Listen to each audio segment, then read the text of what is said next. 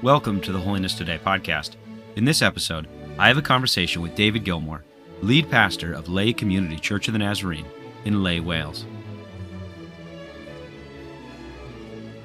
Reverend Gilmour, my brother from across the pond, spelt a little bit differently, Gilmour, and you say that's the correct spelling, so I'm going to have to ask you a question on the history of that. But you grew up in Northern Ireland. You're currently serving in Wales.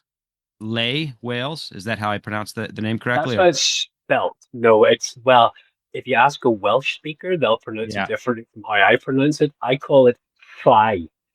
So Wow. Okay. I imagine a cat trying to pronounce it. It's Llay. Hi. But See, that sounded German right there. It's not a CL, it's not a Llay, it's Llay. Hi. I'm not going to be able to do it. I'll practice that after the episode and shoot you a voice memo and see if I get it down. So. Well, I typically refer to it as our village, our community, and people think, isn't that great? He's so embedded in the area, but it's really because I can't pronounce it properly. So what does the word mean? Did you do a research on that? I could tell you, Nick, but I think it's better if you find out for yourself. I'll do the research on that. Good to know. And no, so, I don't know. But your church is Community Church of the Nazarene. Well, we're Llay Community Church of the Nazarene. Yeah. Just so you're in the community. I get it. So you got that. Yeah. Do you guys use in the UK? Do you have any first churches? Would you take the name First Church of the Nazarene? There's a first church in Northern Ireland, and there's a first church in another one of our churches in Bolton, a city in England. But there's some historical reasons why people try not to use it, because it leads to a sense of authority or dominance or superiority. No, we don't have very many first churches. First churches, yeah. But I did discover if you put our church into Google Maps, Google calls it First Church of the Nazarene. So I think that's prophetic. Google is naming you then, so yeah, there's an authority in that, I guess. They're seeing the future, yeah. Yeah, exactly. That's good. So how did you make it to Wales? You grew up in Northern Ireland, and you didn't grow up in the Nazarene Church. So how did you make it to us? Yeah, that's right. So I was saved when I was about 15 years old, and I always refer to C.S. Lewis, who came to faith the most miserable convert in England, because I was convinced I didn't need to be a Christian. I grew up what you call in Northern Ireland good living. So I was a good person. I followed the rules. I didn't use bad language. I didn't get drunk. So therefore, I'm a good person, right?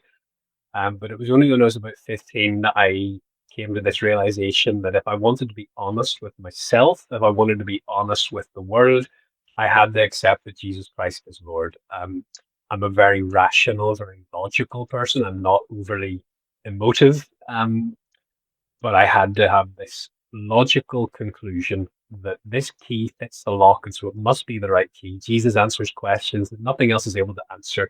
So I came to faith, but didn't really connect to a local church. When I was about 17, some friends from school who attended the Church of the Nazarene in the town where I was living, called Carrickfergus, they invited me along to an evening service, and I started to get to know what the denomination stood for, what was peculiar to it. And the more I learned about the Church of the Nazarene, the more I realized this is what God has been saying to me through the scriptures anyway. I was a Wesleyan before I knew what a Wesleyan was. I was a Nazarene before I'd heard of the Church of the Nazarene. And so it was really the doctrine that made me fall in love with this particular tribe. And I remember wrestling with it, thinking, well, if God is able to make us clean, then surely he's able to keep us clean. And I turned to those passages like in the Epistle of Jude, saying that God is strong and is able to keep us from stumbling and present us before his glorious presence without fault and with great joy. And so those are the passages that really resonated with me in my own devotional growth. And when I found out that that's who the Church of the Nazarene is, I thought, this is my place and these are my people. So I joined the church when I was about 17, spent a bit of a season away from it, maybe 6 or 7 years later. But other than that, I just fell in love with this particular branch of the Christian family tree. And all the most important things in my life happened in the Church of the Nazarene. It's where I met my wife. It's where our son was dedicated. It's where I surrendered to the call to ministry. It's where I was ordained. It's where our son was baptized. All of these key crucial events happened in and because of the Church of the Nazarene. So I followed the traditional, typical route to ministry. I was NYI president, and then I became salaried youth worker. And then when I got my district license, I became salaried youth pastor, and then I became an associate pastor, and then I became a pastor. So I followed that roadmap almost in the ministry. But I was working part time in a science centre in Belfast, Northern Ireland's capital city, and part time in a local church in Belfast. And I had one of those days. I led the youth Bible class in the morning, and then I spent the day in the science centre, and then I preached in the evening service, and then I led NYI after the service, and I Wow. came home and I just crashed. Yeah. And I made the mistake of opening up Facebook on my phone and saw that a person I knew had just been given another ministry post, another placement, another opportunity, and I had really felt like doors were just being closed Yeah. for Yeah. one reason or another. And I just had this moment where I said to my wife, Sarah, I just don't know what I'm doing wrong. I don't know if I'm the problem. Maybe I just need to take a step back. Maybe the Lord is telling me not yet or not this direction. And I just had this really low moment. And I said, okay, I'm just going to take the dog out. So Cleo and I went out for a walk, and Sarah stayed in the house praying. And Cleo and I prayed as we were walking around and tried to really lay it down and entrust it to God and submit to His way, which is best. So that was the Sunday night. And then on the Tuesday, all the pastors in our district got an email from a church on British Isles South called Llay.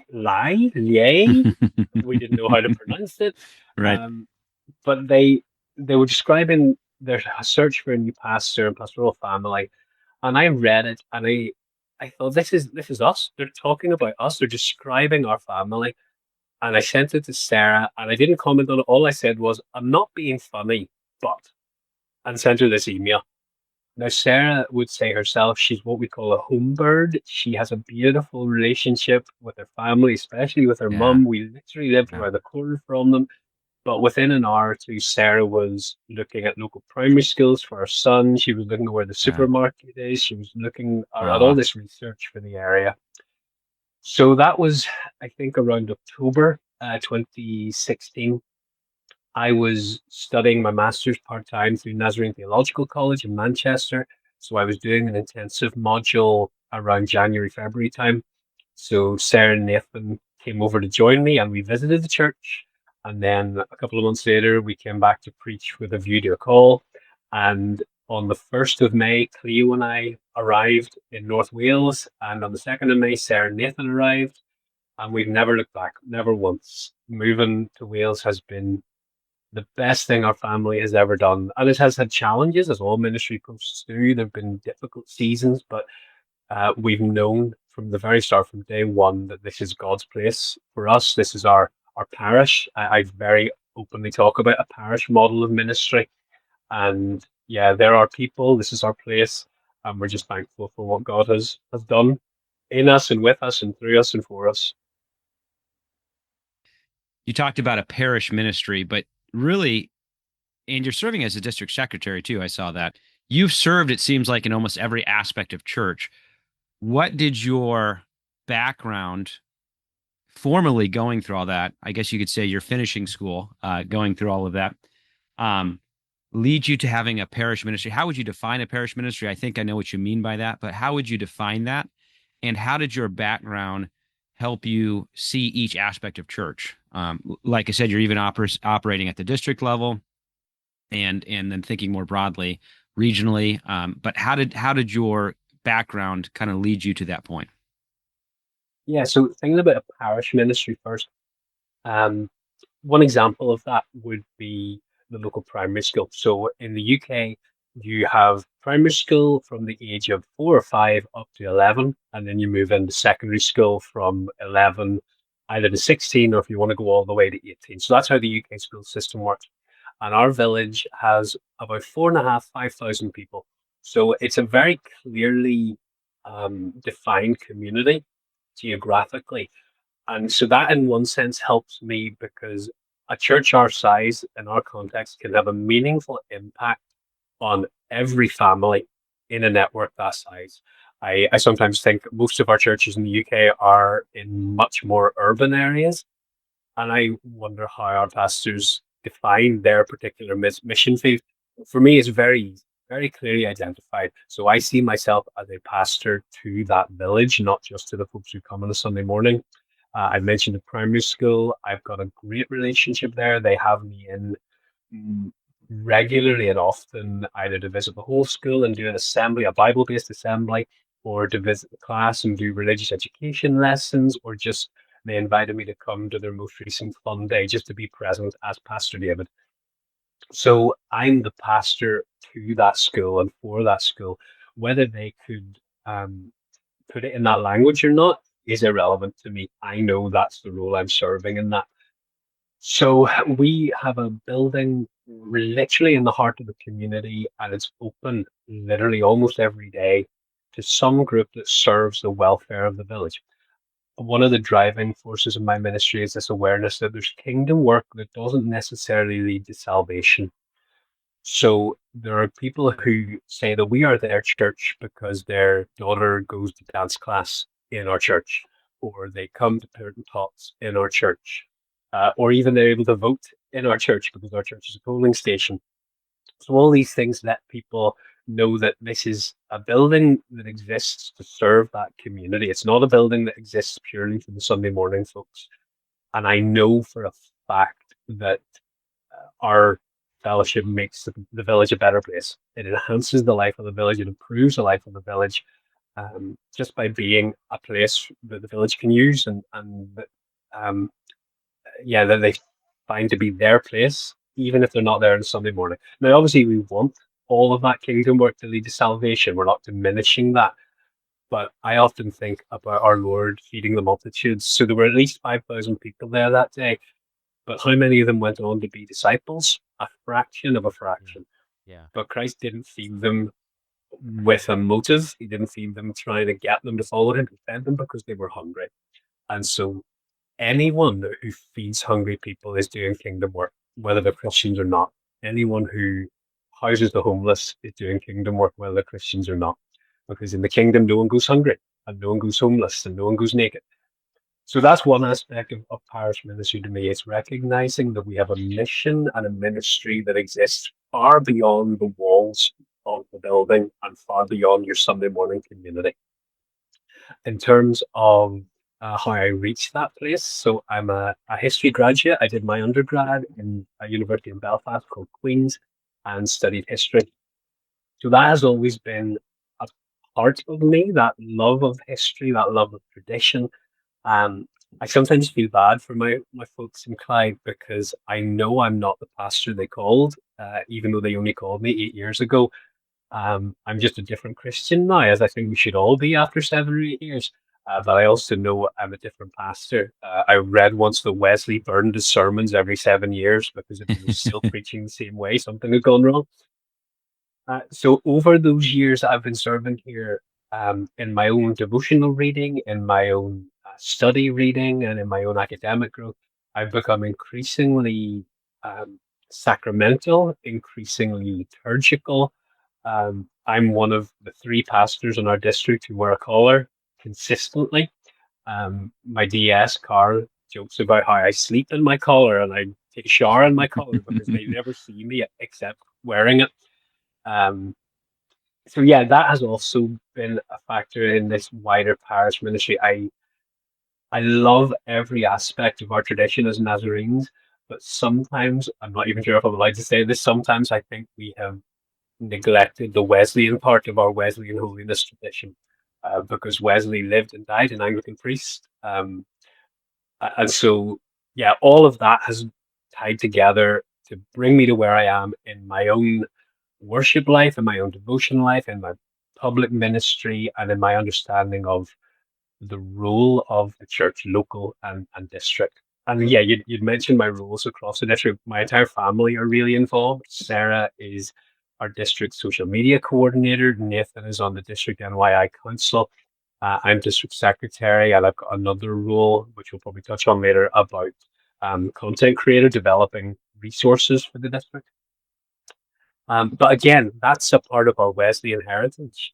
To be a Christian is to be a part of the universal church, full stop. But in a particular way, Wesleyans emphasize that bigger network. It's a healthy church will be connected with other churches, and that's one of the mission statements of our district. That we're cultivating healthy local churches, and a part of that health is that you're engaging with a wider network. It just makes us better. It makes us richer and stronger and more beautiful.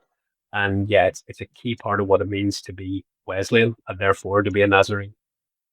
What were some of the things that you encountered, read, maybe a person you listened to, but what were some of the, you mentioned sacramental, clerical collar, but what were, maybe go into a little more depth there, but what were some of the whys of changing that? And what do you think you changed with that? I mean, does that mean you're taking the supper more regularly? What does that look like for you?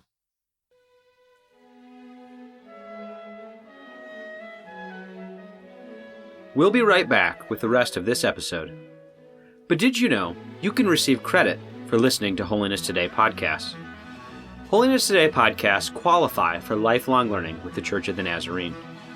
To register for lifelong learning, simply go to learning.nazarene.org.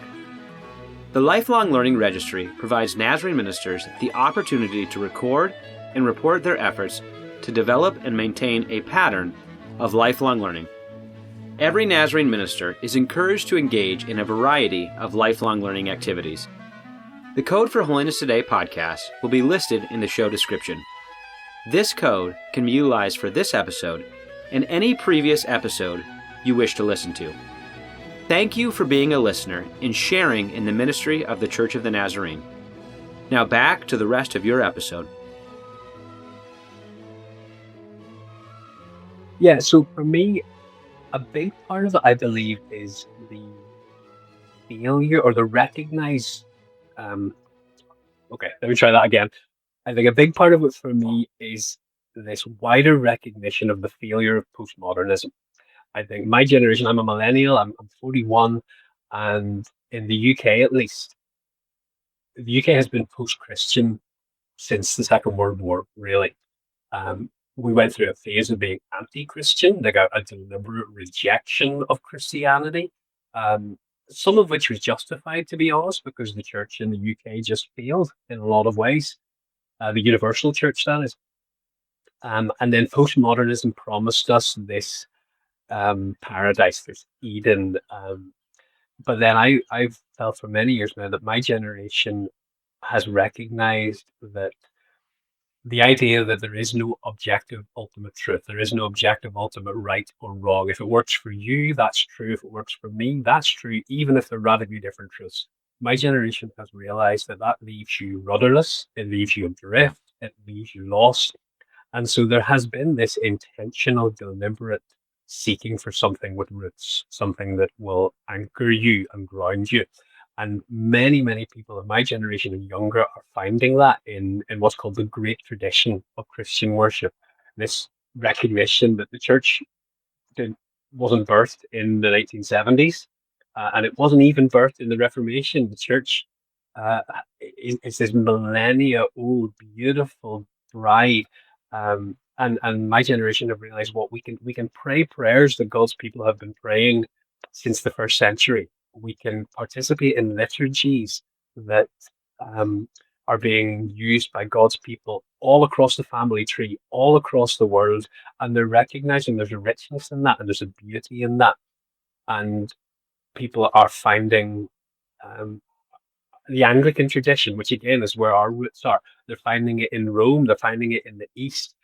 It's a real opportunity for the church to engage with people in a way that grounds them, in a way that roots them. So I would, in my public ministry, I'm not in a liturgical congregation. And so I want to respect that and I want to honor that. I've introduced some liturgical practices. We have a weekly Lord's Supper, which is the single biggest change I've made in my ministry.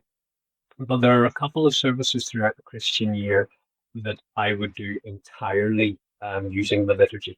And one of them is Maundy Thursday, the night before Good Friday. And I remember having one with one of our children, who's now one of our young people. Um, and he said to me afterwards that he really, really enjoyed that service. And as we unpacked it together, we realized that it's because he was a fully engaged part of every single aspect of that service. He was praying with his parents, praying with the pastor, praying with the church, and it just let him fully engage. And that's what liturgy means. It's the work of the people. It helps us remember that worship is not a spectator sport. We are all in worship, and we leave the worship service together. So that's some of what it looks like in my practice, and it's partly why I've come to this place. But in terms of my own reading, I would say again Wesley. We know Wesley was the duty of constant communion. He celebrated it as often as possible. Our manual urges pastors to move towards a more frequent celebration. I would read authors like Andrew Weber, whose teaching is that the way into the future leads through the past. Winfield Devons is one, a great book called Ever Ancient, Ever New, which just talked about this pattern of young people going to Canterbury or crossing the Tiber or going east and finding the great tradition to be this enriching practice. And then just some of the conversations that I have with people at NTC again in Manchester. It is all, I think, combined together in this perfect storm of reaching me and leading me in that direction. This is a paraphrase. I remember uh, when the postmodern movement, the emergent church in America was going on. I did a project, and this was an undergrad, so this is years ago. And I'm going to misremember the name of the book, but it was a couple of Reform scholars. But they talked about postmodernity and what they were seeing among young people. So they were actually on the other end of that. They were kind of on the other end of critiquing the emergent church, but saying the quote, the C.S. Lewis quote is, "After walking a mile in mud, it's good to stand on concrete." And what they were talking about. So going back to your clerical collar, going back to liturgy, going back to even just the notion of seeing a church. I happen to be in a community where my wife and I hear church bells every morning. We hear hymns being, in the church bells. There's something about the identification of the church in the parish, in the community, that I think postmodernity just thought, we don't need that anymore. It was almost kind of this utopian vision. To use John Lennon, it was kind of, the Imagine song, I felt like was kind of going on, almost a hippie movement in the church that was reaching across the broader culture. But yeah, and so this other movement, or this counter movement that I'm seeing with young clergy, is to kind of embrace some of the fabrics, some of the institutional aspects of the church. Now that's going to look different in America than it is going to be in the UK, because, as you've said, that you're in a more post-Christian probably culture than even in America. Um, Now here's a big lead up question. What I notice now as I see more people getting back into identifying themselves as Christian, whether it be through liturgical, um, clerical collar, as you mentioned, taking the supper more regularly, those kind of elements, those sacraments of society, of church, is that sometimes now that's being critiqued as being too liberal, too conservative, too political, too this, too that. Um, how do you answer those questions? Because I'm sure you receive some of those things as well. I would say, first of all, that is a uniquely US American phenomenon. Uniquely. So even those labels, liberal, conservative, mean something radically different in the US than they do, in my experience, anywhere else in the Western world. I also would say that church, interestingly, so the UK has a state church. The Church of England is the state church. But interestingly, in the US, which officially has a legal divide between church and state, I see a much closer interweaving than I do in the UK. If the church in the UK were to exert as much political influence as the church does in the US, there would be uproar, absolute uproar in the streets. Um, and so I find that a fascinating phenomenon watching across the Atlantic. I believe the rise of Christian nationalism across the West is really dangerous, and I believe it's a heresy, to be honest. It's the heresy of syncretism. It's stapling Christianity onto something that is not Christian. So I would actually say that embracing the great tradition, embracing liturgy, embracing the sacraments is an inoculation against diluting the church, because it reminds us that our primary citizenship is in the kingdom of God. So I love being British. I really do. Every time I travel abroad, no matter where I travel abroad, I come home thinking, oh, I'm so glad to be from the UK. I love my country. I love her heritage. I love the positive things she's contributed to the world. I know there's negatives as well, but I love the beauty she's contributed. But ultimately, I am not a British Christian. I am a Christian who happens to be British. Just like I'm a Christian who happens to be a father and a husband and a nerd and all these other things that I am. There was one of the fathers of the church called John Chrysostom, and he said, I am a Christian. He who declares thus declares everything. His city, his nationality, his home, his identity, everything about me is found in my faith. Um, and that's the ground floor. So in our congregation, in our fellowship, the baptistry is underneath the platform where I preach. And I would love it to be more public and on display, but the good thing about it is that whenever I'm preaching, it means I can stamp my foot and I can say, "This is who I am. I am baptized. That's my identity. That's my the core and truest thing about me. Everything else comes second to that." And so I say, my passport is my baptism. My anthem is the creed. My flag is the cross. This is who I am. And in an age where political extremism in all parts of the compass is growing in a really dangerous way, and there is a rising tide of political extremism across the West, including in the UK, for God's people to recognize that the church, not the church of the Nazarene, the church is that's our identity, that's who we are. I believe that offers the world something uniquely powerful and uniquely beautiful that they will not find anywhere else. And I would also say that, again, as Wesleyans, our sacramental theology is that God is present in these rituals. He is active in these rituals. So we do not say that the Lord's Supper is just about remembering something that happened long ago. And we don't say that baptism is just a public declaration that I'm a Christian. We say that God is present in a way that we don't really try to define, because it's a way we can't really figure out. But God is present in bread and cup and active. It's food for the journey. Ignatius, another one of the fathers, called the medicine of immortality. We believe God is present in the waters of baptism, so that in some way, the person we were when we entered is not the same as the person we are when we leave. And in some way, baptism is the starter pistol that launches us out. So when I was a younger man, I ran the Belfast Marathon relay a couple of times, and you run 5 or 6 miles each person. And I remember one time I did the first leg, and they had all the professional runners right at the start line, and then the casual runners in the middle, and then people like me at the very, very back. And there were hundreds and hundreds of people running. And so we heard the pistol go, we started running, but we still hadn't crossed the start line. And so we were running the race before we crossed the start line. And I say that's the same with baptism. And so the moment we give our life to Jesus, the moment we bend the knee and confess that Christ is Lord, we start running the race. But baptism is when we really cross that start line and we engage with the universal church of God. Everyone who has ever accepted Christ as Lord, we're a part of that family. And then if baptism is the starter's pistol, then the Lord's Supper is these water stations along the route that keep you going, keep you running, that strengthen you and resource you to do the will of God.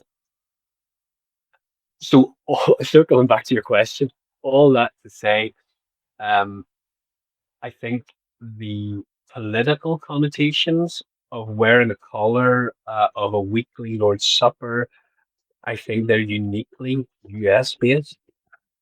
Um, and I just want people to know this is not something to be afraid of. It's not something to be resisted. It's not something Roman Catholic. It is something that is fundamentally Christian. Um, we, up until very recently in Christian history, the idea that you would celebrate communion once a month or once a quarter was just radical, absolutely radical. The idea that you could be a Christian without being baptized just did not make sense.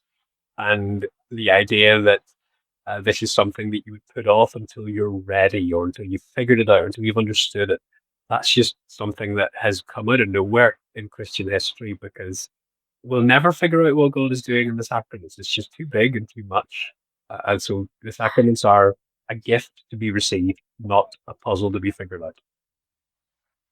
There's several things I wanted to touch on, but one interesting thing that I've thought about in the context of America with the Lord's Supper, and I could be wrong on this. I need to consult an American historian, but in my understanding, especially with the spread of the Methodist Church in the Western expansion, that uh, in order to give the Lord's Supper, they needed an ordained elder, and so the circuit riding established quarterly giving of the Lord's Supper. So it was almost a matter of expediency, which made it quarterly. Absolutely. Yeah, it was Uh, pragmatic. Absolutely. and it's there's an old adage where granddaughter's cutting up her pork chops and frying up small pork chops on the platter, and her mom says, "Why are you doing that way?" And she goes, "Well, that's how Grandma did it." And the mom says to her, "Well, Grandma did it that way because she had a smaller pan." Now that we Okay. have the availability of many churches that can give it, you almost wonder if that's just a historical thing that was adapted into the theology. But And you another know, answer people always, the very first response is always, are you not concerned that it becomes less special? And I yeah, understand that. I yeah, understand that. But a part of me wants to say, well, actually, that's part of the point because it's something really significant that the climax of Christian worship, the ultimate expression of Christian worship is Holy Communion. It's the Lord's Supper, and it always has been. The twin pillars of the church are word and table. Um, and it's really significant that this time where we meet with God in a unique way, in a powerful way, in a transformational way, it's not something that happens after a year of silent meditation on top of a mountain. It's not something that happens yeah. after this exhausting pilgrimage on your knees. This is something that is as simple and commonplace as a meal, and not even a very fancy meal. It's bread and, in our tradition, juice. And that's significant because that shows us that God meets us right where we are and doesn't want worship to be an event, wants worship to be just as natural as our heart beating and our lungs filling. Um, and so, yeah, it's not meant to be special. It's not meant to be something that's reserved or something that's locked off in the distance for us. It's meant to be a mean. It's meant to be commonplace, Yeah. and that's beautiful. Yeah. And the other tongue-in-cheek response I give is, we want to keep it special. That's why I only tell my wife I love her once a month because I don't want it to become less special. No, you made a good analogy there. I was working through a text of actually Arminius yesterday, and I was doing some translation. And the Latin, I'm not going to be able to pull the Latin off the top of my head, but as I was doing the translation, I double checked it because he said, "In our contemplation of God, He fulfills our desire, but or both or also we stay hungry." Was the word he said, in the sense that it's a love of God, but in that love we're not full, in the sense that we Yeah. continue to contemplate God. And a funny story: when I was a kid, I remember going over to one of my friend's grandmother's house, and she was married to this man for 70 years. She was in her 90s. He had just passed, and they had 7 kids together. And by all objective measures, it was a very healthy marriage. There was no reason for me to think it wasn't. And she said, "I knew he was going to die that day because he asked me to make spaghetti. Spaghetti was his favorite meal." And he passed that day. And I was just, as I was talking with her, she said something that's always stuck out to me. She said, "I just wish he was here. I have so many more conversations I want to have with him." And again, Well, thinking about that, 70 years, they got married out of high school. Uh, I imagine they had many conversations, but that's what love is, and to me, that was always a picture of heaven, is that it's mhm. not going to get to a point where we've had too much bread or too much blood, too much, if we're truly, now I'm going to get ourselves canceled quoting Calvin, but if we're truly doing the Lord's Supper correctly, which Wesley followed in that tradition, Mhm. we aren't full. The more we eat, the more we take, the more that we desire over time, which I think is Yeah, yeah. interesting. But as you put it, it's the intersection between heaven and earth. It's a picture of heaven, and so it's a beautiful thing. That's funny. I like you. I'm going to use that one too. Because it's. I don't want to lower the words. I'll only tell my wife I love her. Once a quarter. Kind of thing. Yeah, it's a good one. But And again, you've talked about you've talked about love. I mean, as Wesleyans, all of our theology begins and ends in love. Holiness is perfect love for God and perfect love for neighbor working itself out in our day-to-day living. And so, yeah, we should be hungry and yeah, thirsty. yeah, And I often say, as I'm introducing the table, I'll say the table is prepared. All who are hungry, all who are thirsty, come and be satisfied. Here's the bread of heaven. Here's a cup of salvation. And so, if you find yourself in need of grace, you will literally hold it in your hands yeah. and taste it with your lips if you're willing to receive it. And so, again, we have an open table, and I love that, because it's not the table of the Church of the Nazarene, and it's not David's table. It is the table of the Lord. And who has he invited? He's invited everyone. And I think if Judas was invited to participate, if our Lord looked at Judas and said, Judas, this is my body that's broken for you, this is my blood that is shed for you, then who am I to say, sorry, you're too young to come to the table, or you haven't given your heart to the Lord, and so you can't come to the table? If he invites them, which he does, then who am I to say they're not invited? Well, another thing you said, I don't know if we can settle this in a podcast, but it piqued my interest when you said it as a fellow lover of history. But you defined Christian. Well, let me ask another way. How would you define Christian nationalism, and what is it of Christian nationalism that you would say is a heresy? I would say, okay, let me talk about the difference between patriotism and nationalism. Patriotism is when you love your country. Nationalism is when you hate other countries. I would say I'm a patriot. I love being British. I love the UK, but I don't have negative feelings towards other countries. And I'm not going to say that Britain is better than other countries. So the old analogy is that God does not speak with an English accent, in spite of what the old movies would have us believe. And so I look at our news, I look at what's happening across the world at time of recording. Where is God in atrocities? He's with the victims, regardless of what flag they're draped in. God is with the vulnerable. God is with the broken. God is with children whose schools are being blown up. God is with sick people whose hospitals have had their generators turned off. And I don't believe he checks their passport. I believe he's with the victims. Because let's look at the ministry of our Lord. He sat with Samaritans, he sat with Gentiles, he reached out to those who were outside of the people of Abraham. And he did that deliberately because Abraham was promised that he would be a blessing not to the Jews, he'd be a blessing to the nations. And so the heart of God is expansive, the heart of God is universal. The heart of God is for Jerusalem and Judea, yes, absolutely. And then Samaria and to the ends of the earth. And interestingly, I'm preaching on that passage this Sunday, and I'm saying about the name of our tribe. We are the Church of the Nazarene, and Nazareth wasn't even in Judea. And so, if the disciples who were obsessed with, Lord, are you at this time going to restore the kingdom to Israel? They would have just stopped with Jerusalem and Judea, and they wouldn't have reached the hometown of Christ because it wasn't in Judea. But the heart of God is not, again, we're good Wesleyan Arminian people. The heart of God is not to invite some people and exclude everyone else. The heart of God is to invite people who will then invite all the people to be a part of the people of God. So any idea that God has chosen a nation and rejected other nations is just a lie and contrary to Christian truth. So in terms of heresy, um, I would say it's syncretism. And so syncretism is whenever we take a practice that is fundamentally not Christian and either try to graft Christianity onto that practice or graft Christianity onto that practice. And so you end up with something that is just fundamentally not Christian. I was just reading online earlier on today about someone who identifies as a Christian but they're a pagan Gnostic Christian because they venerate the wind and they venerate the rain. And that's syncretism. That is paganism, but with a Christian veneer. And that's what Christian nationalism is. It is simply not Christian because it highlights, it makes God take sides. And God is not on the side of any one nation.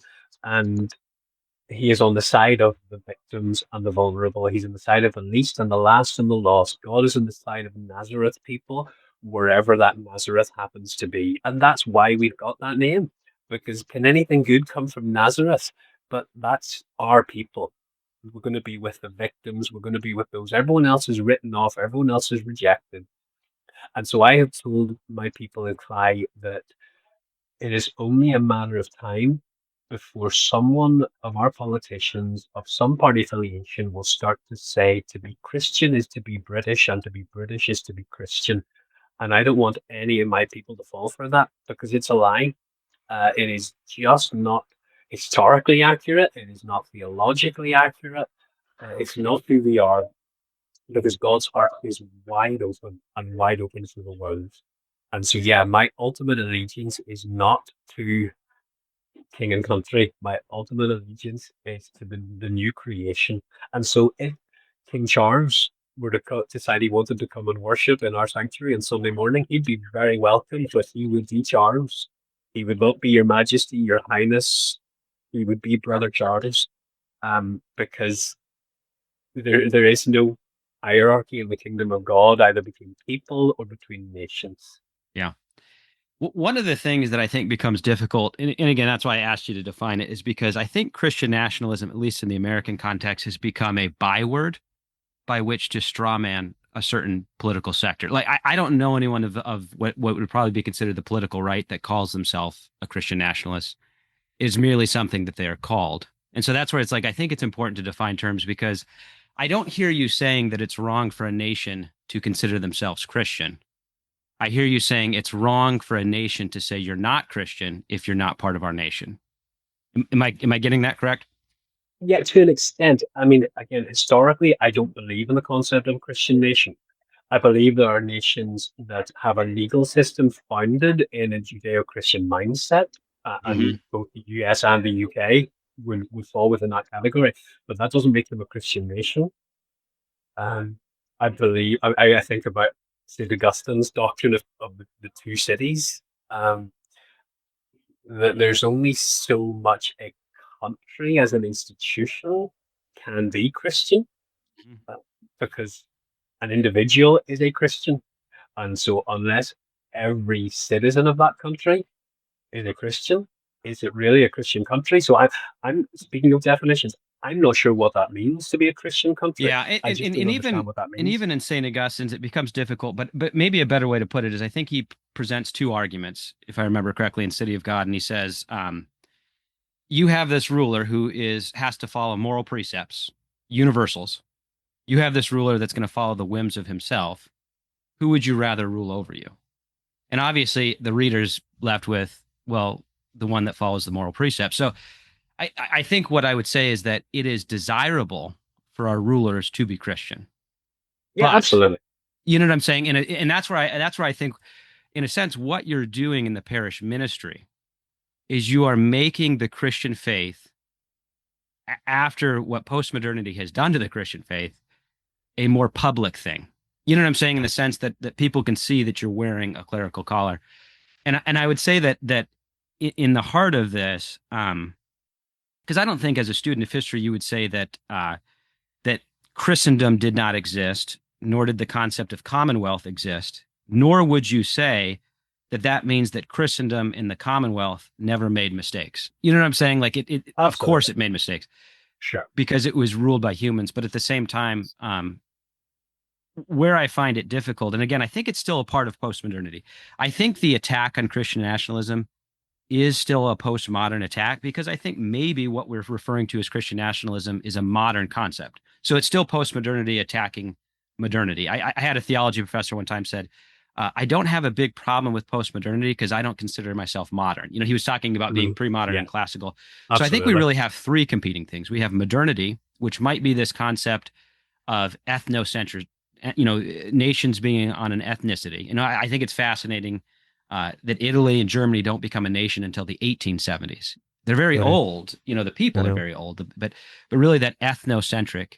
And then you have the concept of what I'd call the Commonwealth or the Republic, which is what Britain, America, and a lot of the Protestant nations are, that were kind of formed around an idea, a concept. Um, and so even in the term nation, it's like, in the political sphere, the term nation needs to be defined, because it's like, are we defining nation by blood? Are we defining nation of what we saw in the balkanization that happened in the 90s? Or are we defining nation around a concept? Even there I get tripped up on, because it's like we have to define nation. And then when we put the term Christian and nation together, it's like, are we saying that? And I like how you put it, because that's how I've defined it in the American experience. If someone said, was America a Christian nation in 1776? I have to say, we depending on how we define it. But if you're defining it by the people in America, yeah, probably about 99% of the people in America in 1776 called themselves Christians.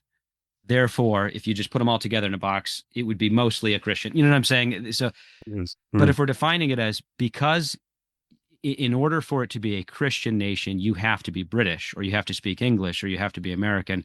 Um, I'm not so certain that I hear people saying that. And that's where I'm just saying, like, I agree that that's an incorrect thing, but it also seems to have become the straw man argument, where we've just attributed that people are saying this. I'll be the first to say that that's incorrect if I do hear people say that, but I don't really see that being said as much. What I seem to be seeing is that um, that we're still kind of in this postmodern concepts where God has been removed really from the public sphere. And I think people like you are coming back into the public sphere. And so we're asking that old modern, classical, postmodern question of, where is the place of the church in the market? You know what I'm saying? Is it Mhm. something that, Yeah, yeah, yeah. and so I think I welcome these conversations, not to argue, but to say that we have to have these conversations, because it seems like what has Absolutely. happened, and I'm talking long, but you can help me correct on this, but it seems like what's happened in my limited understanding of history, is that both in the United States and Europe after World War II, there was a strong movement across America, mainly in the courthouses, but across America and in Europe, to sort of remove God from the public specter. Uh, uh, Funny enough, American coinage doesn't say "In God We Trust" until the 1950s. Mhm. Well, that is a direct response, in a way, to prayer and uh, the Bible being removed from public school and the public sector. And Brilliant. so you see and it's funny too. It's like, well, is putting God on coinage really the right response? But you see that as kind of I can't not see that as a response. You know what I'm saying, of Yeah. what was going on at the same time. Um, and so in a good way, I think if it's done correctly and the theology is done correctly, I think what we're seeing is, how does Christianity come back into the public sector, but at the same time not making it a political movement. But then again, Yeah. going back to terms, that's confusing, because by political, are we talking about the polis? Are we talking about the public? Or by political, are we talking about a party allegiance? And so that's Well, I make a distinction between partisan yeah, and political. yeah, yeah, Because, yeah, by definition, if we're talking about definitions, Christianity is inherently political yep, because it certainly. concerns the public sphere, but also because the central creed of the Christian faith is that Jesus Christ is Lord. And that is an inherently political statement, because to say that Jesus Christ is Lord is at the same time to say Caesar is not. And I love the fact that the authors of the Exodus account never tell us who the pharaoh was, because the point is all pharaohs are the same, and it doesn't matter if they're in Egypt or Babylon or Rome or Downing Street or the White House. Pharaoh is always the same, and ultimately Pharaoh will always resist the people of God, because our confession is that their thrones are transient. Their thrones are shallow and will pass away, because ultimately there is only one rightful king, and it's Christ. And so the church, I think it was either Scott Daniels or Dan Boone, said that the church, speaking about an American context, but it's transferable internationally, the church does not have a president. The church doesn't have a prime minister. The church has a king, and the king is not subject to the whims of the Hmm. people.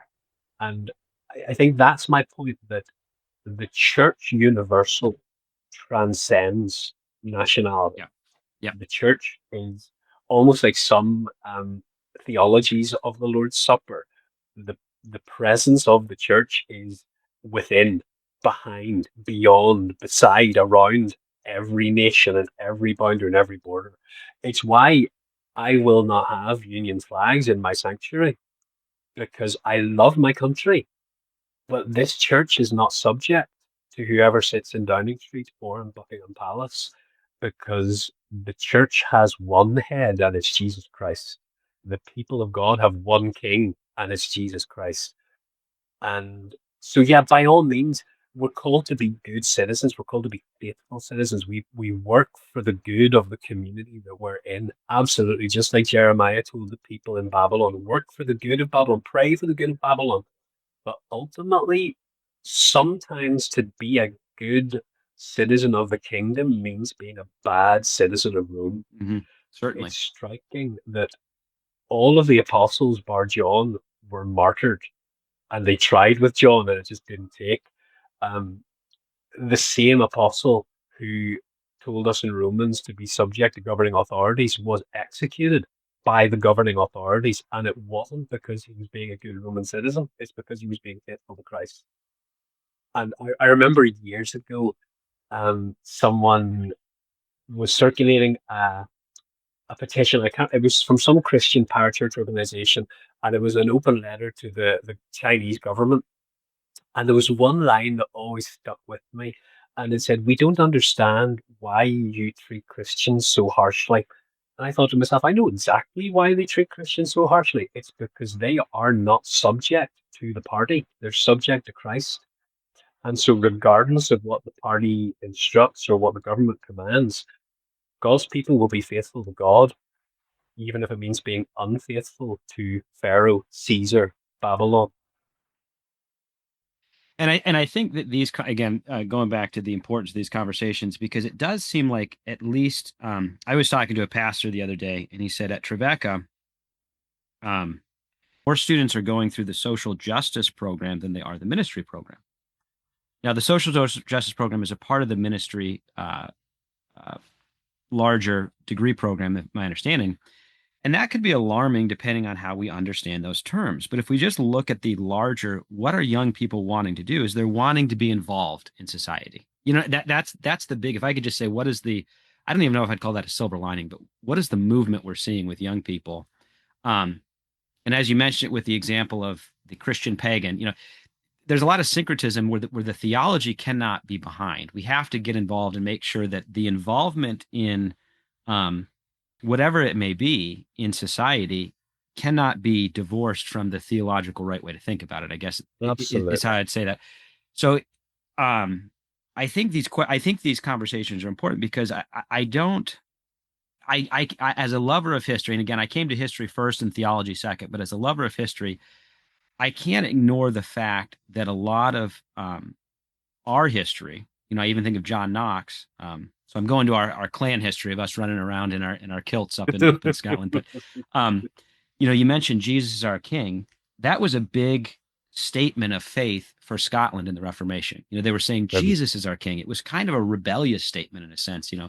Uh, Knox kind of got in trouble with Queen Elizabeth for a little bit. They finally got back together and whatnot. But all of that being said, I know that the big thing right now that I enjoy reading in theological circles is this concept of the inaugurated kingdom. This concept in Revelation 21 that really Jerusalem is descending. When you read Revelation 21, John's seeing it descend, and uh, I think of the church as kind of like we're the front line here. We're kind of holding the ground.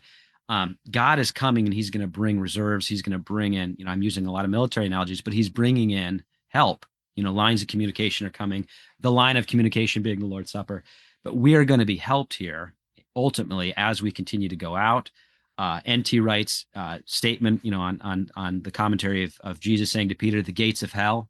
That's an offensive statement. That's not a that's right. defensive statement. That's That's an right. offensive statement.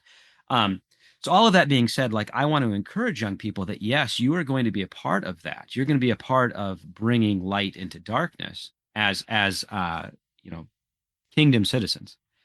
Um, but at the same And I time, I think it's think that what no, go ahead, go ahead. no, I was just going to say, I think it's fascinating that there's this real sharp debate in the universal church today between a social justice ministry and a gospel ministry. Yeah, And I think that's a uniquely 21st century phenomenon I agree. because, I mean, the phrase social justice was coined by the church. Yeah. The And I think it goes church, back to what you said at the outset. It's still a part. We still haven't teased out a lot of these things that came in through postmodernity. I think it's still a part of that. You know what I'm saying? Like I totally yeah, yeah, agree. yeah. But the church invented the modern concept of charity. The church invented hospitals. The church invented hospices. One of the reasons, another great book is called The Patient Ferment of the Early Church. And he talks about how whenever plague hit, everyone left the city except the Christians, and no one buried the dead except the Christians. That's social justice. That's not liberal. That's not woke. That's not any of these catchphrases that we use. That is just fundamentally Christian. It's interesting that Keith Green, a Christian singer, is in heaven now. He talks about the parable of the sheep and the goats, and he concludes by saying the only difference between the sheep and the goats is what they did and didn't do. And so we are justified by grace through faith, but faith without works is dead. And so to be truly Christian is to be fundamental in the world because you're right, the church every so often our congregation will play a game called Songs That David Won't Let Us Sing. And one of them is By and By I'll Fly Away in Glory. I mean, won't sing that because to me that's about um it's about the church hiding, the church retreating, the church withdrawing. Or if we can just struggle through life and the worries, then someday we'll escape to heaven. But that's not the Christian hope. The Christian hope is not about withdrawing or retreating. The sure and certain hope of Christianity is that God has won, is winning, and will win. And our destiny is not moving around in some disembodied world. Our pure and certain hope is an embodied new Yep. creation. We will be stuff and matter and things in the new creation. That's our eternal destiny. And God is already doing it. The Christ has triumphed at the cross, making a public spectacle of his enemies, says Paul in Colossians. And so the church is on the winning side. The church is winning. And it's why any implication that the church needs to hide or keep our heads down or withdraw is not Christian because we can be bold, we can be audacious, we can be confident because well, as I was often taught as a younger Christian, we've read the last chapter and God wins. God is winning, God has won. And so we can be bold and confident in the fact that, yeah, we're on the winning side. And maybe that's what it is that again, you know, he wasn't a Christian, but he was a good philosopher. Wittgenstein talked about anytime you engage in philosophy, we have to define terms. In theology and philosophy. Yeah, yeah. Um, when you said social justice, that cued into a mind that I feel like the way that we use Christian nationalism is a way to dismiss, at least in America, those on the right, and the way that maybe we use social justice is to dismiss those on the left. But if I look and say, this is where my mind likes to work, what is the common denominator between those two? Is they're both in a different way. And again, that's where the theology needs to come in, is trying to be public in the Christian faith. They're trying to Mm, actually get back into the public sector, which again, I think is a response to postmodernity or a response to mm, a mm. cloistered faith. As you said, all Yeah. fly away, a cloistered faith. Another one that stuck out to me, I think it's in Tom Noble's first book of his systematic theology. He talked about in modernity, the response to some of the secularization of the day that was coming in through Darwinism and other things that were infiltrating the school was this notion that Jesus lives in our heart. And now, I'm not saying that Jesus doesn't live in our heart, but Jesus doesn't only live in our heart. You know what I'm saying? There was a retreat, in a sense, away from the proclamation of a public faith, of a public worship. Um, And so I'm saying that to say that I do think that there is a space. Now, I don't want to say that we're bringing in the kingdom through our politics. Is not what I'm saying at all. I don't want that to be heard at all. But I do think that there's a space, kind of in the Saint Augustine question of saying, in a given society, would you rather have the church be a part of ruling in that society or not being part of that ruling? If it's a Christian society, and that's where it's just like, if that's what's being called Christian nationalism, then I have to stop and say, well, then we're calling a lot of things Christian nationalism in the last 2,000 years of Christian history. If we're saying that that is the only way, it's funny, at the end of Calvin's Institutes, on the magistrate, he goes through three different types of government, and he goes, I don't have an opinion. I prefer, I guess you could say, I could pick one that I prefer, but Yeah. ultimately, these are just the different ways in which rulership takes place. In a sense, he's even just looking at polity, but he's saying the whole time Christ is our Lord. You know what I'm saying? Just as you put it, that's the central thing that a Christian, um, and so there's And so much that goes into that. as I look back through history, and this is just off the top of my head, so I could be wrong, and I'm happy to be corrected. I don't know of any society, system of government, nation that has intentionally and deliberately set it up as Christian that has ended well. I mean, you've just mentioned Calvin. Even the reformers, Geneva, very quickly became a pretty unpleasant place to live. Because the fact of the matter is, we believe that the Christian life can only be lived through the indwelling power of the Holy Spirit. And so, why would we expect? I hope Christians are not saying that in their Christian nation, there's no room for people of other faith or people of no faith. But then, how can we expect them to live as Christians if they're not indwelt by the Spirit of God who enables us to live that Christian life? And but I think you're right about the the inauguration of the reign of Christ. So in our Easter series, Eastertide, the theme was resurrection reality, because the new creation is already a part of this world. The new creation has erupted in the midst of the old, and day by day, the borders and boundaries of the new creation are extending, and that means the old creation is withdrawing. It is. Um, the devil is losing ground literally every single day, whether we see it or not, whether we recognize it or not. But if we truly believe in the resurrection of Christ, if we truly believe that there's no king but Christ and that he is Lord and that he has triumphed, then we have no conclusion to reach other than his kingdom is coming day by day, breath by breath, heartbeat by heartbeat. Everywhere the people of God walk is by definition holy ground because God is in us and at work through us, the hope of glory. And so, yeah, it's this idea that, or the problem is this idea that we don't really need to care about this old world because it's all going to be destroyed by fire anyway. But it's not. God is. I mean, I was just reading some of Wesley's sermons on that topic just recently. That God isn't going to destroy everything. God is going to renew everything. God is making all things new. And so it's not that one day Christ will become king, it's that one day Christ will be universally recognized for what he is, Right, the king. right.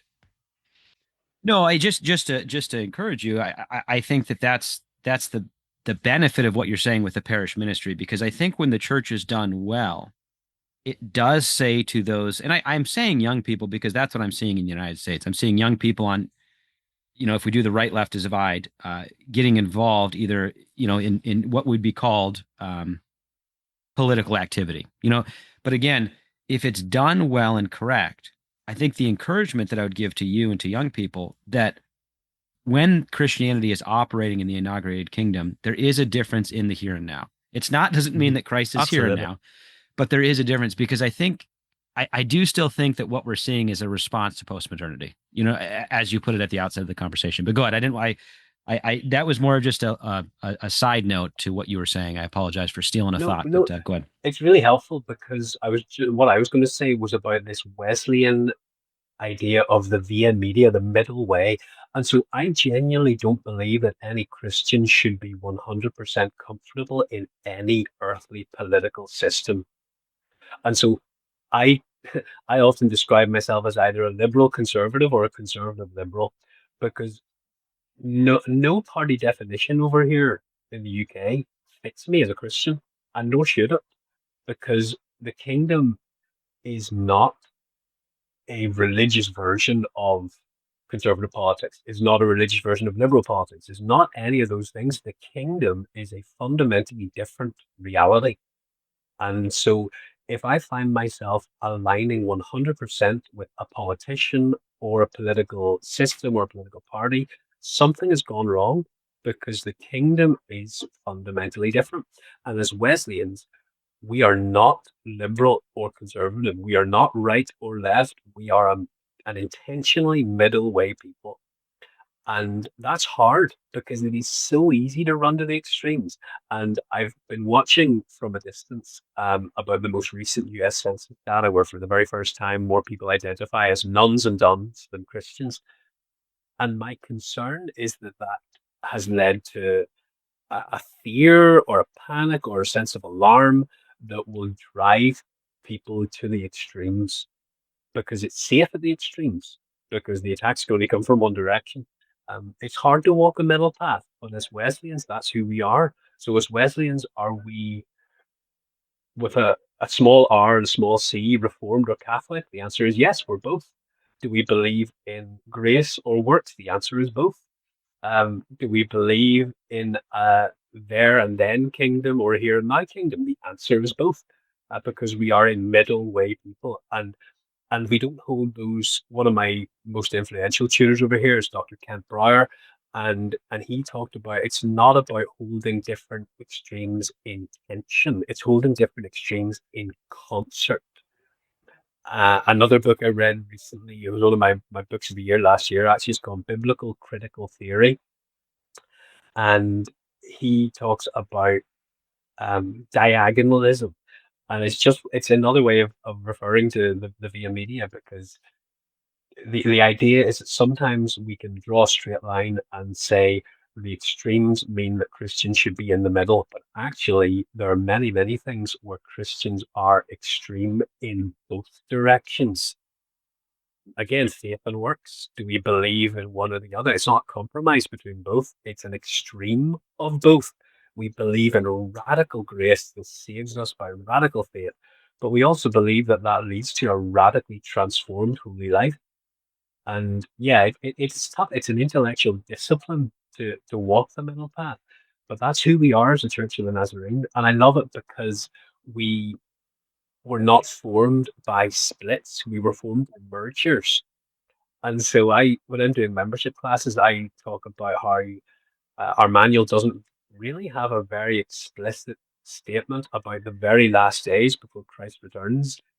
We believe Christ will return, and that's pretty much as definite as it gets. But that's intentional, Yep. because in essentials unity, but in non-essentials liberty, and in all things charity. And so there are certain things where our founders decided it is not worth falling out over this, because we can hold different ideas together. And that difference, that diversity, even in theology, makes us better. It makes us richer.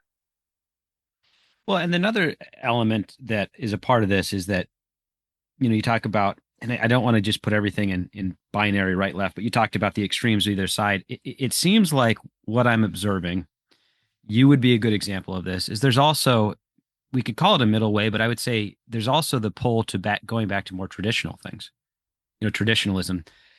And this is a segue, so cheap segue into our next conversation, but that comes out in our mutual love of history, but my love of history, that it's like, for me to understand, I don't know if you've ever done the strength finders, but my number one's context. For me to understand something, I kind of have to go to like, well, how did we get here?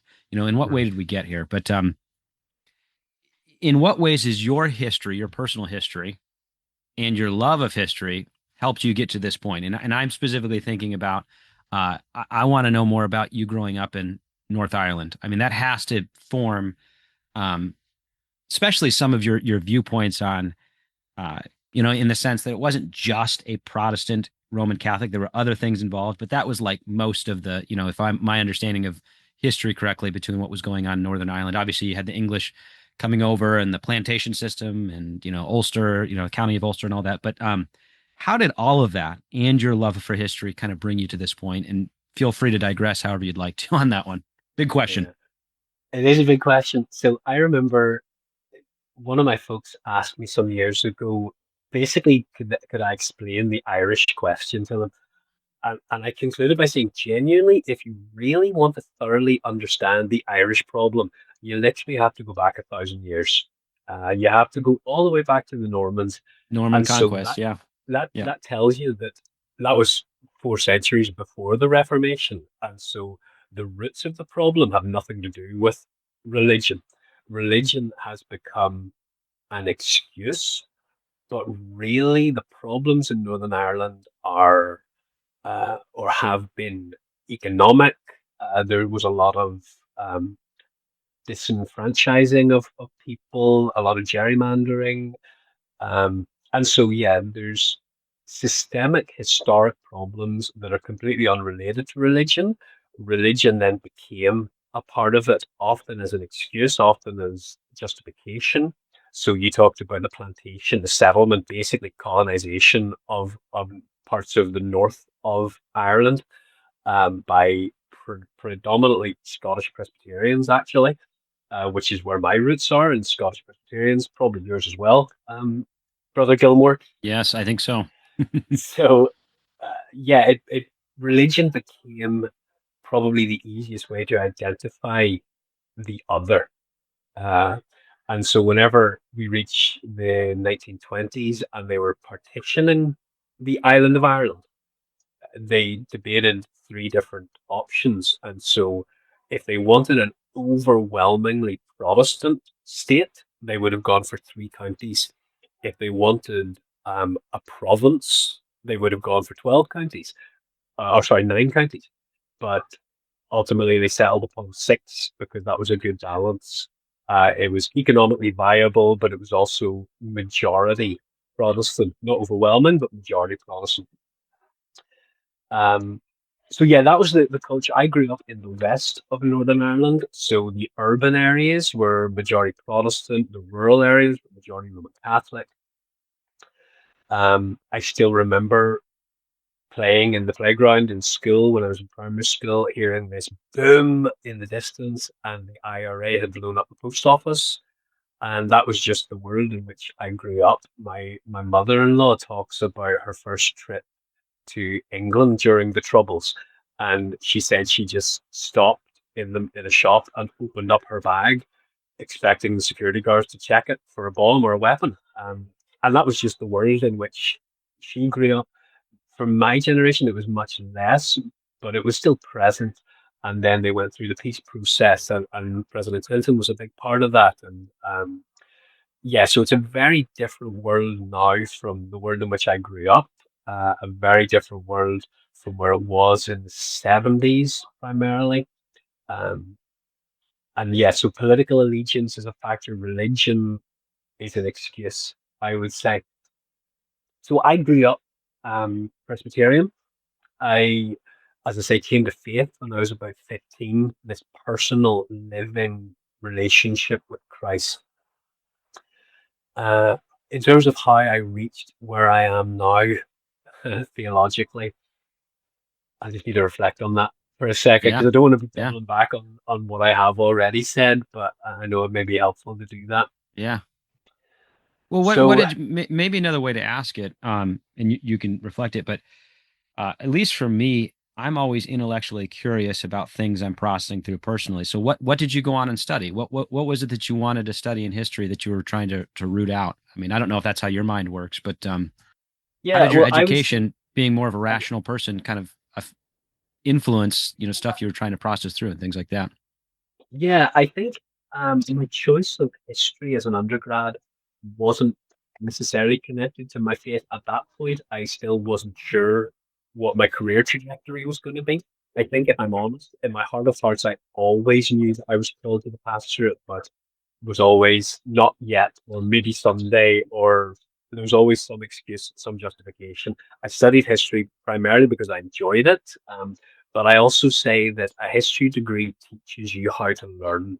It teaches you how to wrestle with source material, how to analyze source material, how to be a critical thinker, and it teaches you that you can learn, because it's remarkable how many people think that they're just not capable of learning something. But a humanities degree, something like history, will teach you that you can learn, and then it teaches you how to learn.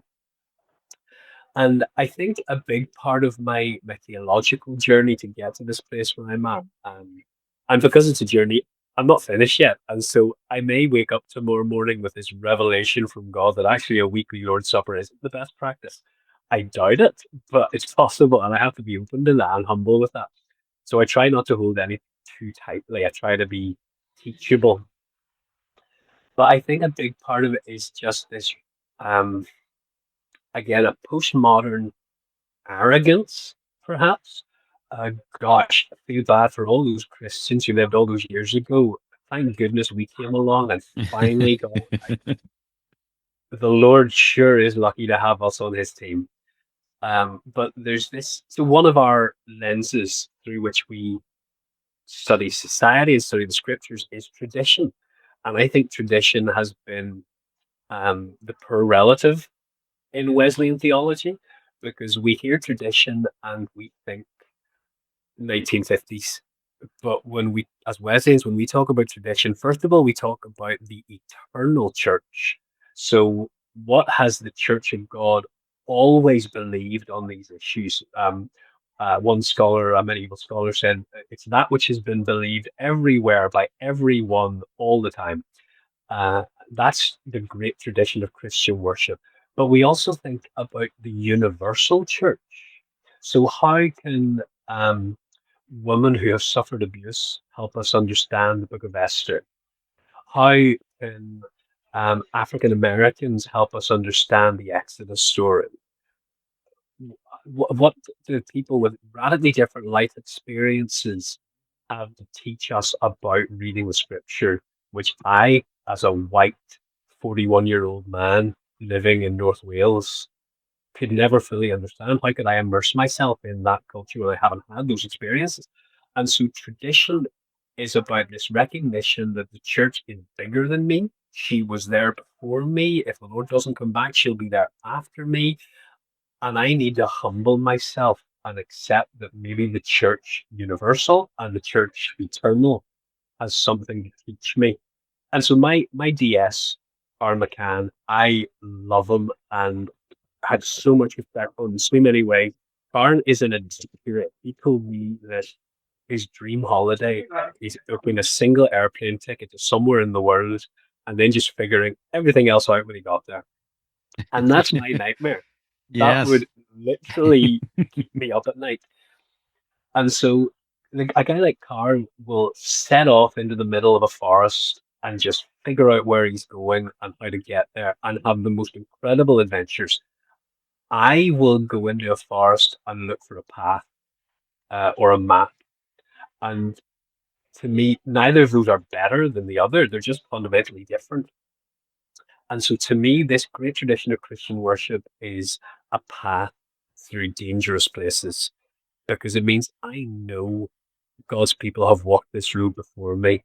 And again, if the Lord spares me, God's people will walk this path after me.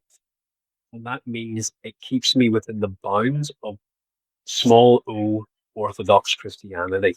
It means I know this is a safe place to be. And again, to go back to C.S. Lewis, talking about liturgical prayers, he said that if you're learning to dance, you're not dancing. It's only whenever you know the dance that you're truly able to enter into it. And so the fact that someone else wrote this prayer does not make it a less valid prayer. There's a sense in which it makes it even more rich and even more beautiful, because this is a path that someone else has walked and I'm walking it with them. And the beauty of our faith is that there's no such thing as a dead Christian. It just does not and cannot exist, because when they asked our Lord about the resurrection, he said, "The God of Abraham, Isaac, and Israel is not the God of the dead; He's the God of Hmm. the living, because to Him all Hmm. are alive." The author to the Hebrews says that we're surrounded by a great cloud of Yeah. witnesses, and so all of God's people are always alive. And G.K. Chesterton talks about the dangers of the democracy, or the he talks about the value of the democracy of the dead and the danger of limiting the church to people who happen to have a pulse. And so there are members of our church family who are currently in heaven, but they're still a part of our church family. And so they have things to teach me if I'm willing to listen. They're not passive, they are actively teaching me if I'm humble enough to open myself to it. So yeah, all of these have been a part of my journey in recognizing um the the history, the living history of the church, and the fact that we are a kingdom community, and that community stretches around the world, and it also stretches around the throne of heaven right now.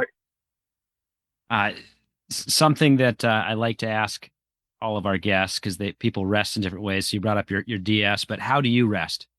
You said that that would not be restful for you to shoot off into the unknown, Yeah, but what does your cycle look like in resting and in the ebb and flow of church life and yeah. sabbatical? So I find that my wife and my son have such an essential role. So Sarah and I have just celebrated our 16th wedding anniversary. Oh, Our congratulations. son, thank you. Yeah, she still has me. Our son Nathan is 14, and they have such a beautiful ministry in keeping me grounded. So Yeah. whenever they're away, if they go to Northern Ireland to visit family and I stay at home, I know I'll just stay in my study and I'll just keep working regardless of the clock.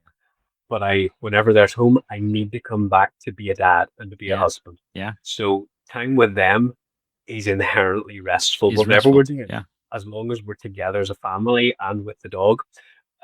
Yeah, we ground each other, we make each other better. I am a big reader. I keep a record of every book that I read throughout the year, and then at the end of the year, I publish or I share online my top five sacred books, my top five fiction, my top five nonfiction. And there's always this awkward stage the last couple of days of December where I don't want to start a new book because I'm not getting it finished, but I've finished Yeah. all my books. And I think, what do normal people do? If they're not reading, how do they spend their time? So I read a lot. I'm a nerd. I build and paint toy soldiers. It's great. Some of your listeners may be Warhammer fans. You're my people. Reach out to me, please. There are dozens of us. So yeah, those There are nerdy dozens of us. things, reading. I I do write whenever I can. I don't know if we're going to talk about that at some point. But yeah, family time is always number one. Sarah and I are at time of recording. We're literally just back from a couple of days where we went to Liverpool together. Someone stayed with Nathan, and we just got to be a husband and wife.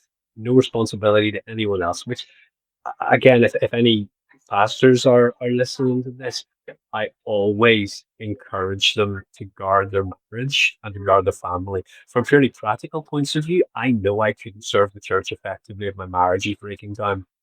I told my board whenever they were interviewing me, I told them to have to accept the fact that my first pastorate is to my wife and my son. I'm their pastor before I'm anyone else's.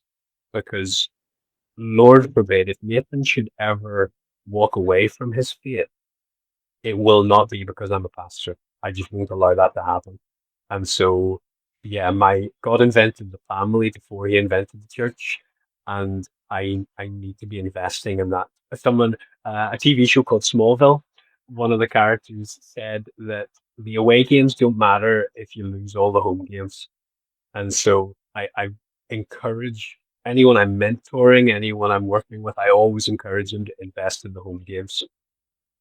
So you mentioned your wife is big on family. Is she able to get back to Ireland pretty frequently to see her family there, or is that a difficulty? Not as not as frequently as she'd like. The Irish Channel is such a small body of water, you could almost row it, but it is criminally expensive. So that's a problem. Both of us have very busy lives. Sarah runs her own business. It's called Rhythm Time, and she does music and sensory play with toddlers and infants. But being self-employed and her own boss, she just has to work as hard as possible. So the two of them will get across more often than I do. We're always glad whenever our family are able to come across to to Wales to spend time with us. Actually, Sarah's sister is coming across this evening. I'm going to the airport to pick her up later on today. But we live in an age, thankfully, where we've got FaceTime and WhatsApp and Zoom and all those things. So I sympathize with a former generation of Christians who go away on ministry and the mission cruise and they're reliant on post. That must have really been challenging, I can imagine. So it is only August. So you have, well, about the end of August. So you got about 3 more months. But do you have your 2025 books picked out? I mean, what are your tops going to be? Oh, let me pull up my list right now. 2025 so far. My sacred ones first. I've got Wholeness in Christ by William Greathouse, who is one of my all-time favorite Nazarene theologians. Bullies and Saints by John Dickson, which is looking at some of the shadowy parts of Christian history. The God Plot by Tim Green, another Nazarene scholar. The Missional Leader by Alan Roxburgh and Fred Romanuk. And The Pastor is Theological Steward, which is a Foundry one edited by Al Truesdale. So those are my 5 top Christian ones so far. Fiction, I've got a Star Wars one called The Rise and Fall of the Galactic Empire, which you might like, Nate, if you're Yes. Star Wars, because it's written by a historian, as a historian, analyzing the Empire. So it's great. One by an author called Terry Pratchett called Men at Arms. I'm stopping you right there. But you say it was the rise and fall of the Galactic Empire? Yep. I like the Gibbon reference and the Shire reference. I mean, that's a very historical way to preface it. You can tell he's a historian in the title of that book. So well worth it. It's really, really good. Yeah. One by an author called Terry Pratchett, Men at Arms, which is kind of satirical fantasy, but very, very good. A Practical Guide to Conquering the World. Obviously, a book every pastor should read. Amen. One called Wool, which has been televised as the TV show Silo. And then one called Cypher, which is one of those nerd ones, a Warhammer one. And then non-fiction, I have just finished one called One Day Everyone Will Always Have Been Against This. And it is a beautifully written book about atrocity. And I recommend it to everyone. One day everyone will always have been against this. I'm currently reading one which will make my top 5, and it's called How Much Is Enough, written by a couple of economists, but looking at the philosophy of acquisition, really. One called The Wind in 2050, which is kind of a bummer, but very interesting. And then The Rise of Christianity by Rodney Stark. I think that's 5 so far. So yeah, those are my top 5 as things currently stand. Yeah. Fiction, non-fiction, and sacred. Do you have a Goodreads account? Do you keep track of that in the Goodreads? I don't actually. I keep track of it just in notes on my phone, and then Sarah is my in-house graphic designer, so she just puts it all together in a lovely little graphic. Yeah. I'm too low tech for a Goodreads. People have recommended it to me, but I'm just not clever enough technologically speaking. Yeah, I think I created an account and then I just didn't keep it up, but it does seem like a fascinating way to share and connect and get recommendations for books. So what I'm discovering as my wife and I've been trying to read more is, how do you find recommendations for books? I'm glad that you are helpful and give recommendations, but how do you that's where I struggle. I other than just scrolling through apps and kind of looking for what the most popular download is, I have a hard time figuring out what to read. I'm not sure if every district has this, but our district has a recommended reading list for pastors for lifelong learning. So that's one good resource. A lot of it is just browsing, either Christian bookshops or kind of the non-fiction sections. I have a pathological inability to walk past charity shops, or what you want to call thrift shops, because I think, well, what if there's a good book there? So I have to go in, I have to look at the books, and if there's an interesting title, I'm sure your listeners have picked up, I'm a sci-fi nerd, I'm a fantasy nerd, and so there are certain staples that you just have to read if you're one of those people. obviously, I mean, the Lord of the Rings, those kind of books are just required reading for everyone. And then I find Amazon really helpful actually because it'll say you if you like this, you may also like. And so Recommendations. I Yeah. just pick Yeah. up. I try to read broadly. Even my nonfiction stuff is I primarily choose it based on whether it will be helpful to my ministry. Because so again, I'm sure many of the listeners will have heard of a historian called Tom Holland, not the Spider-Man guy, a different Yeah. Tom Holland. Yes. Yeah. His classic is called Dominion. Dominion. Yeah. Yeah, and, and it's yeah basically it's fundamental. The Western society is fundamentally a Christianized society. Even though the freedom to be a Christian is a Christian value. So yeah, there are certain books that just come across my way, and I pounce on them. I try to take personal recommendations as much as possible. If I was listening to this, I would be scribbling down all those Yeah. books Yeah. and Yeah. adding them to my wish list, which just grows and grows and grows. Well, another thought, something that you're interested in is social media, podcasting, different ways to do content production. But something that maybe we should bring back, we've talked about doing it in the magazine, but maybe the podcast would be a good platform is maybe a reader's digest or a reader's review episode every once in a while. So I'll keep you in mind if Yeah. you'd be interested in Oh, doing something like please. that. But just I love that. just talking through, we could even style it. I know Cheryl Crouch and NMI is a big reader. We could even style it a book club, episode or something Mhm, like that where we get a mhm. couple of us reading together. But Well, those are Wesley some of said the that you cannot expect to be a growing people unless you're a reading people. yeah, no, I think that there's something valid in that. I have to read a lot for school and work, but I also find that it's important to read fiction, as you put that. So I like that you have it even Stevens between fiction and nonfiction. That keeps your creative side going a little bit, with the Well, fiction. So I find that I need it because it lets me um, it lets me rest. So I love my sacred reading, and it builds me up as a Christian. It builds me up as a pastor, but it's not restful because I'm work. It's on when I'm reading those things. A good novel just lets me. It provokes me as well and builds me up, but it just lets me rest in a way that the sacred reading of the nonfiction doesn't. so another very, very important question that I have to ask all of my guests is what is your favorite meal? What do Favorite you meal? enjoy eating? Classically, it would be pepperoni pizza. Okay. Yeah. I I'm love a pizza. simple man. I, I I'm that quintessential British person, and that my plates are typically beige. If I my friends used to ask me if you could only eat one color of food, what would it be? And the answer is always beige. Beige. So yeah, I haven't eaten pasta or rice until I got married. Sarah has just introduced me to a whole world of food. I'm still a really fussy eater. It's awful. I'm thankful that the furthest the Lord has called me is to Wales, because if he called me to more exotic places, I might starve. But yeah, I think it has to Yeah. be classic pepperoni. One of our Christmas Eve traditions is that ancient Irish, beautiful tradition of a Domino's takeout. I think it goes back thousands of years. Oh, that's good. That's good. So what you What about you? mentioned that Yeah, what's your favorite food? I right. I mean, this is going to sound like I'm just copying you, which I am, but I have been talking a lot to people a lot about pizza. It seems like when I have conversations about pizza, people are like, "Is that all you think about?" So I've been thinking about different types of pizza, styles of pizza. So pizza's up there, but classically, when I was a kid, my mom grew up in Tucson, so kind of right on the border of the Mexico American border.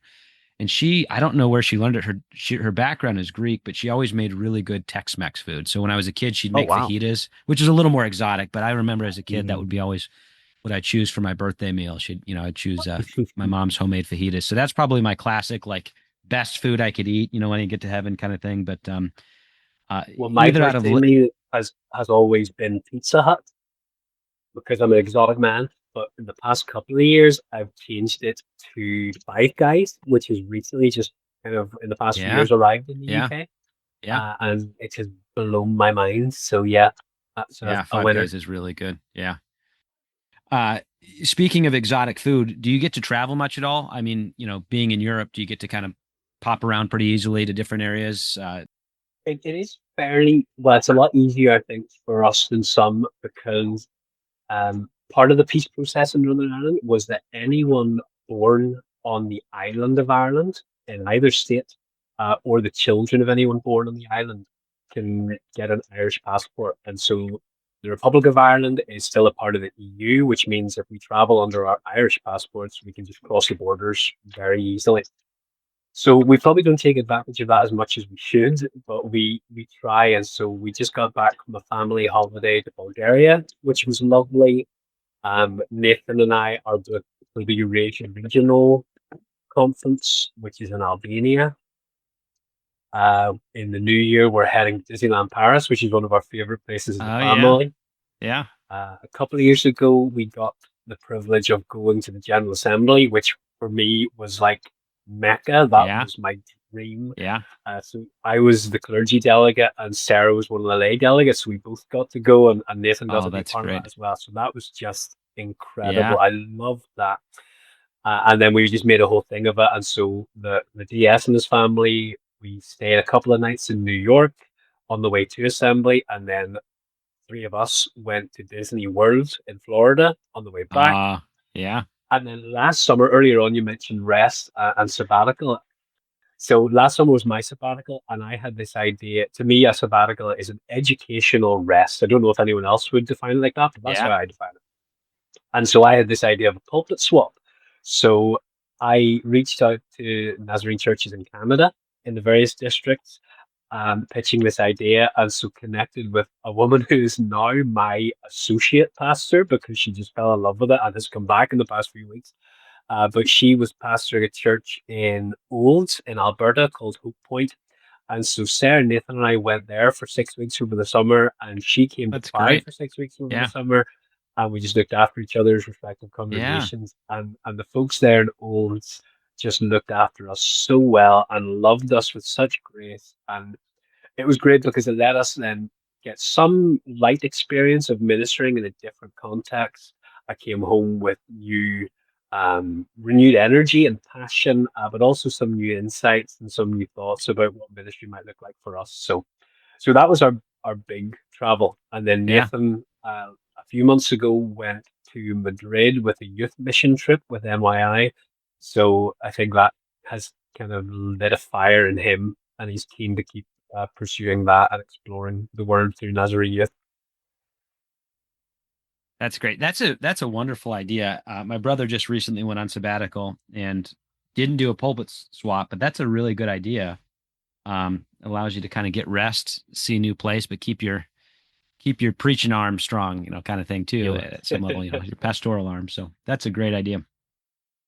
Well, brother Gilmour, also it's wonderful your son and I have the same name.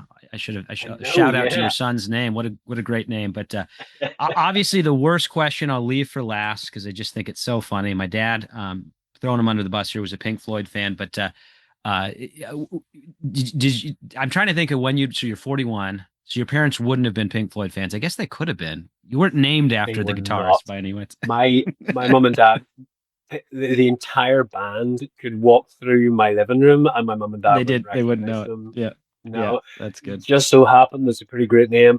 I love this story as well. So my middle name is John after my father.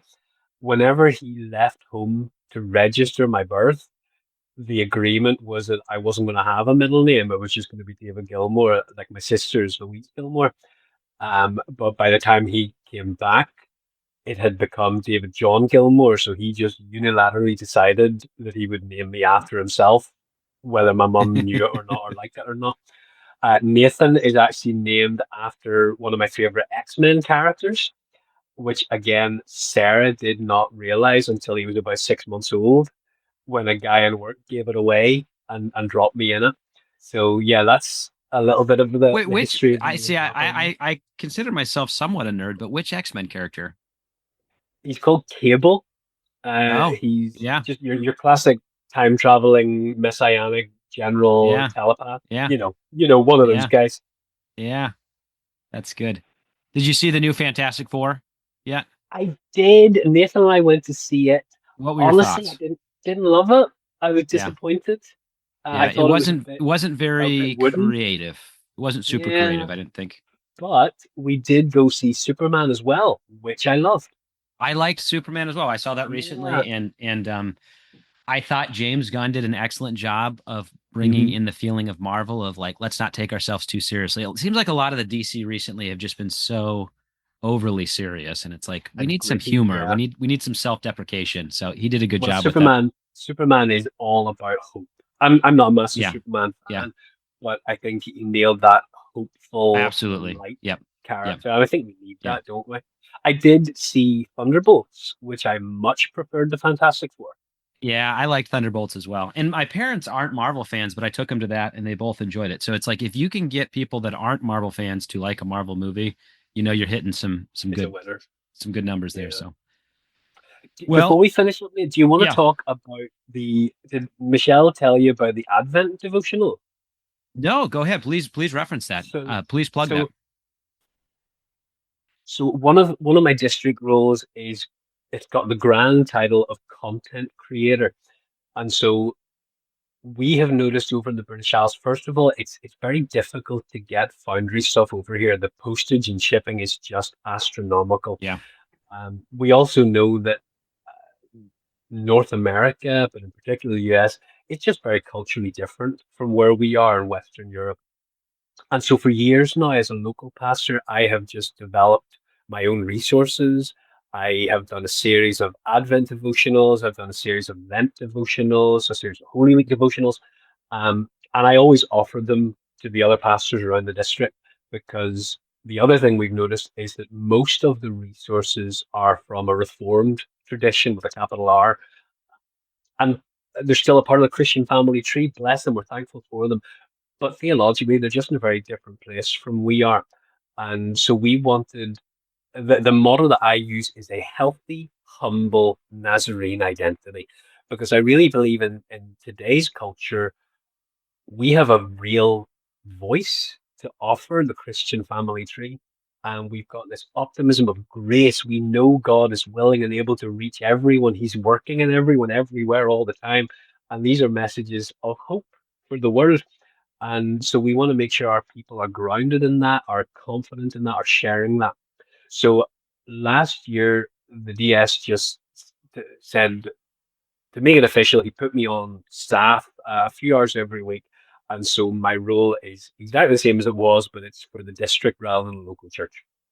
And so my most recent project was a daily devotional for the entire church year using the lectionary, which is a preaching calendar followed by Christians all over the family tree. So there's a Sunday calendar, but there's also a daily calendar. And so I took a text from the daily lectionary and just wrote a devotional reflection on it, and it was called Friend of Sinners. And there was an electronic version which I shared with Nazarenes across the world through Facebook and things like that. And then we printed copies for our district, and it followed the church year. So it starts with Advent and then moves into Christmas and then Epiphany and then Lent and then Eastertide and then Kingdom Tide. So we're just in the last few months of that Friend of Sinners now. But one of my past projects I called Anticipate, and it was an Advent one. And the Foundry adopted that as this year's Advent devotional for the denomination called Hope of All the Earth. So, because I wrote it a couple of years ago, it's not lectionary based, which is my biggest regret concerning it, but I still hope it's going to be a blessing and a help. It looks at the Advent themes of hope, peace, joy, love, and then culminating in Christ on Christmas Day. So, it's a real honor. It's humbling. I hope and pray people find it a blessing and a benefit for their ministry and their worship. And it's just, yeah, an honor. The folks at the Foundry were so gracious and so great and so helpful in putting that together. So, yeah, but yeah, communicating either through the spoken word or the written word is one of my great passions. I love doing that. I send out notes I call digging deeper every Sunday afternoon, just looking at the sermon a little bit further, and I've got a big mailing list for that. My next project, I'm coordinating a district Advent devotional to just get different voices from the district contributing to that. And we're going to do a children's resource running parallel, looking at the same text and the same themes. I dream of doing a regional devotional for Lent 26. That's obviously a much bigger, ambitious project. So I'm still working on that, but that's the dream, which has then freed me up because I don't have to write an Advent or Lent one this year. It's freed me up to start work on a resource on the Lord's Prayer, which is teach us to pray, and it's intended to be a resource for house groups or sermon manuscript. Again, from that Wesleyan holiness perspective on the Lord's Prayer. So again, once it's finished, I'll be offering it on the various Nazarene Facebook groups I'm on. I'll be sharing it if anyone's interested in getting that as an electronic version for their church. Yeah. No, that's great. Send me links that you would like me to put in the show description, because Okay. that would be helpful for me, but things that I could to direct our listeners to where they'd get that. Awesome. Yeah. If any links you'd wish to share, send it my way. We'll put that in the show description. Last big question. I'll send you my book lists as well, because I know it's probably a scramble. Yeah, because recommendations. In case we didn't, someone's driving, didn't have a chance to take down notes and things like that. So, what can we be praying for you and your family and your church and district, region? What can our listeners be praying about for you? So, as a local church, we're in a really exciting season at the minute. It hasn't always been like I've alluded to it earlier on. We've had challenging seasons in ministry here, but we're now in a stage of really reaping all that we've sown. So we're in the project which we've been calling the North Wales Network. I mentioned my associate pastor, Darlene, who has joined us. Just this past couple of days, we've welcomed a couple called Matthew and Shelby Dubay, who are here through Global Missions, along with their 6-month-old Liam. And they have just felt this real specific calling to North Wales to work with the marginalised, with the least and the last and the lost. And so we're experimenting with creative church planting. So I'm currently sitting in a coffee shop called Tienvis, which is Welsh for Rainbow House, because it talks about just different strands, different traditions coming together, making something beautiful.